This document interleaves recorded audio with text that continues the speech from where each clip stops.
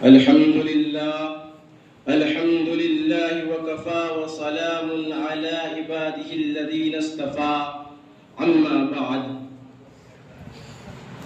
شافعی کونوں و مکاکرہ دکھلاتا رہا، شافعی کونوں و مکاکرہ دکھلاتا رہا، گمراہان شرک کو توحید سکھلاتا رہا۔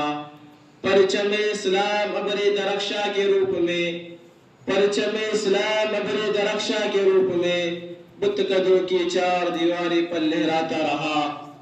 اس گلی میں عصر حاضر کا فقیر بے مثال، اس گلی میں عصر حاضر کا فقیر بے مثال سنت خیر الورا کے زمزمے گاتا رہا۔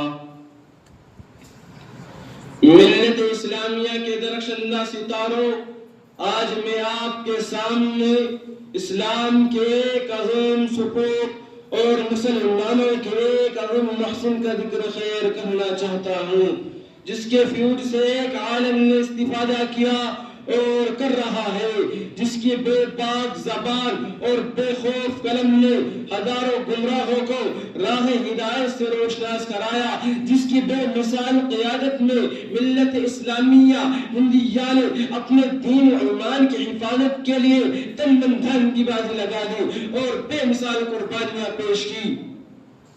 میری مراد بانی تعلم دیوبند حضرت اقدس حضرت مولانا محمد قاسم نانوتوی رحمت اللہ علیہ، ملت اسلامیہ کے دھڑکتے دلوں یہ وہی مجاہد جلیل ہے جنہوں نے باطل کو مٹانے، اسلام کا پرچم لہرانے کے لیے تن من دھن کی بازی لگا دی۔ حکومت برطانیہ نے ہندوستان پر غازیانہ سکہ جمایا، اسلام کو مٹا کر عیسائیت کی تبلیغ شروع کی، ظلم و ستم کے پہاڑ توڑے، 1 لاکھ مسلمانوں کو شہید کر دیا گیا، جن کے گھر میں ہاتھی جھومتے تھے پھٹا کٹورا لے کر دھر دھر کی بھیک مانگنے پر مجبور ہو گئے۔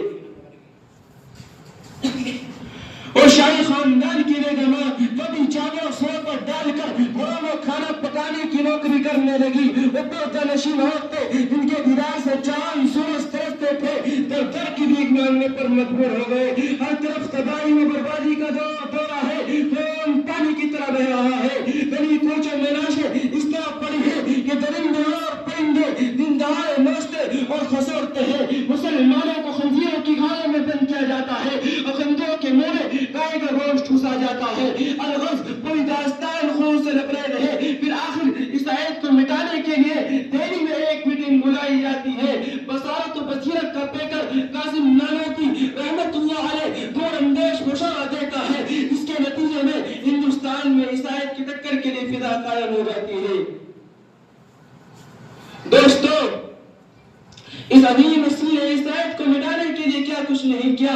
شاملی کا میدان ہے، حق و باطل کی جنگ جاری ہے، آپ میدان جنگ کے ایک کونے میں جا کر بیٹھ جاتے ہیں۔ حکومت برطانیہ کا ایک پتھر موقع پا کر آپ کے پاس آتا ہے اور کہتا ہے قاسم تو نے بے اثر ابھارا ہے، میری چمکتی ہوئی تلوار تیری خبر لے گی۔ بے ساختہ مرد مزاحد کی زبان سے الفاظ نکلتے ہیں، یار کیا بک رہا ہے، اپنے پیچھے کی بولو